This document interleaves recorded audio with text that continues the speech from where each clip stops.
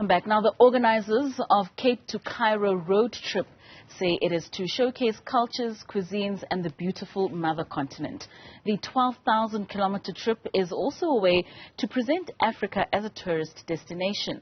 For more on this fascinating road trip, we are now joined by Organiser Sanda Zungu. Sanda, thank you so much for joining us this evening. Good evening, Katlego. Good morning to your viewers. Thank you. No, it's an absolute pleasure to have you here. What is the aim and the objective of Cape2Cairo?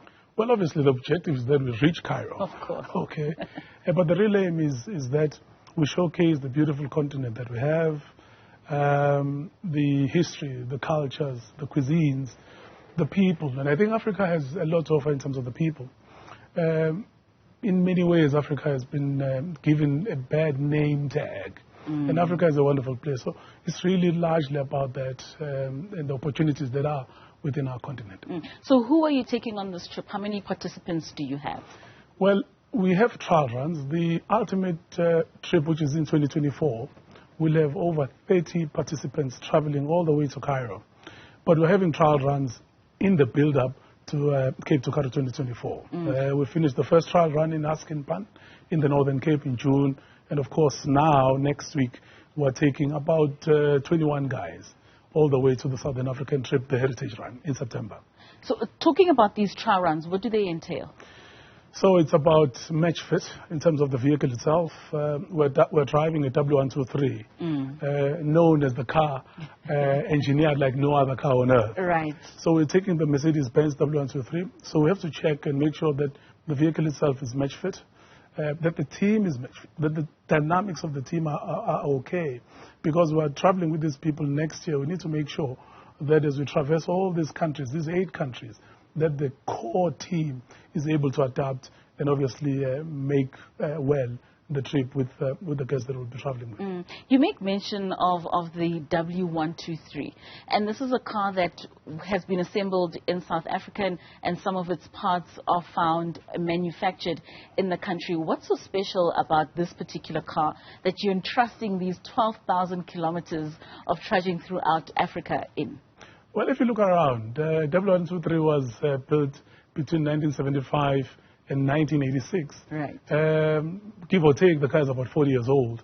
When you look around on the road today, there is no other car on the road with its contemporaries. But the beautiful story is that, I think you just hit it as well, Katlego, that the vehicle itself was produced in South Africa. So in fact, the vehicle itself, the first factory established for the W123 outside of Germany was East London in South Africa.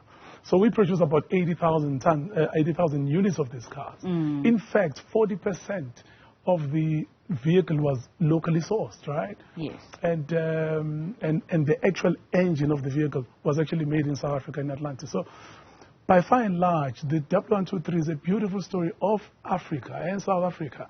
It talks about industrialization of South Africa, materials, and more importantly for us, the artisanry and the skill base from here home. It's a proper, wonderful story. And how important is it for us to showcase that artisanry and the skill and the craftsmanship in all other aspects of what we have on the continent? I mean, going through all these countries, it will be about the cuisine, it will be about all the different offerings that you don't find anywhere else in the world. Absolutely. I think, so the team and I, we've traveled within Africa, and the early days when we traveled within Africa, our eyes popped out because we had a very different view and sense of what Africa was. And it's not just crafts. It's the skill base in terms of what Africa can do. Of course, we know what has happened over the years in terms of the skill and the industrialization going elsewhere. And I think it's very, very key that we showcase what we can do and build on the skills that we once had. Now, you say this is a project that has been 10 years in the making. You've had a public transport voyage of the same kind. Just talk us through what those experiences were like. Public transport, we traveled by public transport from Cape Town to the East Coast, Namibia, Kolmanskop, all the way to Lusaka, Tanzania, etc. The beautiful thing about that trip is to disappear. It was to disappear with the locals and actually get to connect with the people in the most earnest way, in the most honest way. What you don't want to do is to appear as a tourist. Right. So you really want to immerse yourself in the local culture and disappear. So we were able to, because we look the same, right? Right. So we're able to really make very good connections with the guys. So of course, in terms of learnings and what we picked up from there, is there's so much potential that we need to show, particularly people here at home. And it's great to go to Europe and the East, etc. But there's so much within South Africa, there's so much within our neighboring countries that we are here to discover. And I believe, and this is what we always say, that the search engine is not going to give you everything. Right. You need to go there and feel it and see it and touch it and taste it. And that makes the whole lot difference. I mean, you spoke of perceptions earlier on of the African continent, especially amongst Africans ourselves, and just the experience that many Africans don't have of the African continent, but we look so much to the global north in terms of exploring. How would you implore Africans to not only just travel within their own countries, but to truly explore the continent itself? I mean, if you look, let me give you a typical example. I flew out of, a while ago, I flew out of Kenya with the same crew. We flew out on Kenya Airways back to South Africa. The crew were ladies, 2 ladies, and they looked like me.